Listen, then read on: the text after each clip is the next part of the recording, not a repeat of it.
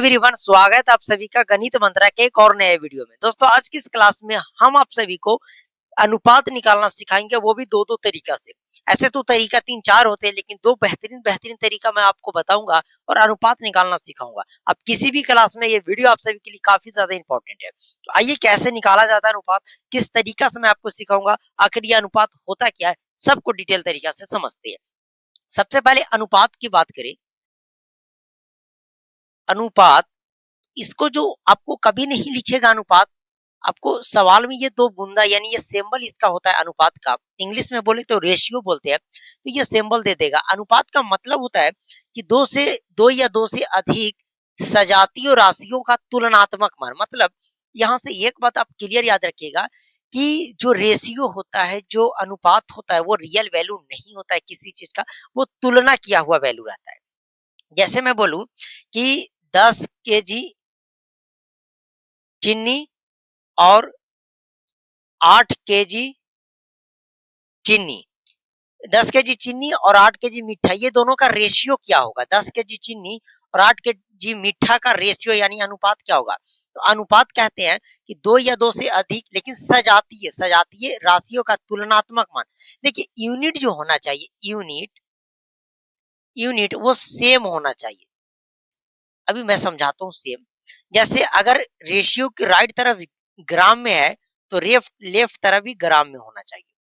अगर कोई केजी में है तो वो भी केजी में होना चाहिए। अगर कोई मीटर में है तो वो भी मीटर में होना चाहिए। इसे बोलते हैं सेम यूनिट। जैसे यहाँ पे 10 केजी चीनी और 8 केजी मीठा, यानी कि मीठा और चीनी भले सेम नहीं है, लेकिन उसका यूनिट जो है वह सेम है, तो हम उसका रेशियो निकाल सकते हैं। ठीक है। अगर कभी केजी में दे दे और ग्राम में, तो आप इसका कन्वर्जन जानते हैं, आप इसको बदल सकते हैं, केजी से ग्राम में, ग्राम से केजी में बदला जा सकता है। लेकिन चलिए, आइए यहाँ पे सवाल जो देगा आपको इस तरीका से कि A रेशियो B बराबर 2:3, B रेशियो C बराबर 3:4, या फिर यहाँ पे हम कर देते हैं 5:4। तो आपसे पूछेगा कि तो बताइए कि A अनुपात B अनुपात C का वैल्यू क्या होगा। बहुत सिंपल सा सवाल है, इसको करने का दो तरीका मैं आपको बताता हूँ। ठीक है। अच्छा, अनुपात क्या होता है? अनुपात मतलब बट्टा। आप अनुपात मतलब किसी को बट्टा में भी लिख सकते हो, वही अनुपात होता है। जैसे एक बात मैं बोलूं कि A अनुपात B, इसका मतलब हुआ कि A और बट्टे का B, ये दोनों बात सेम है। आप A अनुपात B को A बट्टे B बोल सकते हैं, या A बट्टे B को आप A अनुपात B भी बोल सकते हैं। तो हमारे पास जो सवाल है कि A अनुपात B बराबर 2:3 और B अनुपात C बराबर 5:4, तो A अनुपात B अनुपात C का वैल्यू निकालना है। दो तरीका बताऊंगा। सबसे पहले हम लोग कंपैरिजन करते हैं। तो A अनुपात B बराबर जो है वह 2:3 के बराबर है कि नहीं? एक और है B अनुपात C बराबर वह 5:4 के बराबर है। तो मेरे भाई, यहाँ पे आप एक चीज देख रहे होंगे कि ऊपर वाला में भी आपका B है और नीचे वाला में भी B है। लेकिन देखिए, यहाँ पे B का जो वैल्यू है वो 3 है, क्योंकि लास्ट में B है, और यहाँ पे B का वैल्यू है वो 5 है। बताइए, ये संभव है? नहीं। एक जगह B का वैल्यू 3 है और एक जगह B का वैल्यू 5 है। तो बस यही करना है कि दोनों में जो चीजें कॉमन है, दोनों में जो चीजें कॉमन है, जैसे B और B दोनों में है, तो इसका वैल्यू आपको बस सेम कर लेना है। उसके बाद A अनुपात B अनुपात C का वैल्यू आपको मिल जाएगा। तो बोलोगे कि आखिर हम इसको कैसे सेम करें? तो आइए मैं आपको सिखाता हूँ।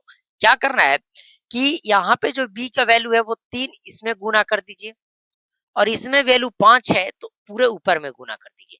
अब यहाँ पे आपके चीजें निकल के आ जाएगी। आपको क्या निकालना है? A अनुपात B अनुपात C।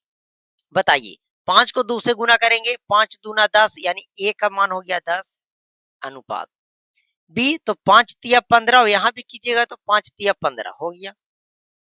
फिर भाई यहाँ करेंगे, यहाँ पे C का वैल्यू तो 4 तिया 12। तो इस तरीका से हमारा A अनुपात B अनुपात C निकल गया 10 अनुपात 15 अनुपात 12, 10 अनुपात 12 अनुपात 15, ये 10 अनुपात 15 अनुपात 12, A अनुपात B का वैल्यू हो गया। कैसे किए, फिर से देख लीजिए। हम लोग यहाँ पे देखें कि यहाँ पे भी B और यहाँ पे भी B, दोनों जगह B कॉमन है, लेकिन यहाँ पे B का वैल्यू मेरे साथ ही 3 है और यहाँ पे B का वैल्यू 5 है। तो ऐसा संभव है ही नहीं जब तक दोनों का हम वैल्यू सेम नहीं करेंगे। तो बताइए एक जगह बी का वैल्यू 3 है, एक जगह बी का वैल्यू 5 है। तो दोनों को बराबर करने के लिए नीचे वाला ऊपर गुना कर दीजिए और ऊपर वाला नीचे गुना कर दीजिए। गुना करने के बाद दोनों का जो वैल्यू होगा वह सेम हो जाएगा। तो इस तरीका से कीजिए। ये तो आपको मैं एक तरीका बताया जो काफ़ी सिंपल तरीका है और काफ़ी लोग यही तरीका यूज़ करते हैं। लेकिन हम और आपको दूसरा बोलता हूँ कि ए अनुपात बी अनुपात सी ही तो हमें निकालना है, यही ना निकालना है। ए अनुपात बी अनुपात सी निकालना है। तो चलिए देखिए ए अनुपात बी अनुपात सी निकालना है। तो पहले देखिए पहले वैल्यू ए अनुपात बी का वैल्यू कितना है? तो 2 अनुपात 3। तो इसके सामने लिख दीजिए 2 अनुपात 3। अब दूसरा स्टेप में लिखना है तो नीचे घट जाइए। बी अनुपात सी का वैल्यू है 5 अनुपात 4। तो यहाँ बी है तो 5 अनुपात 4। तो बोलोगे कि सर यहाँ पे खाली है मेरे भाई और यहाँ पे खाली है।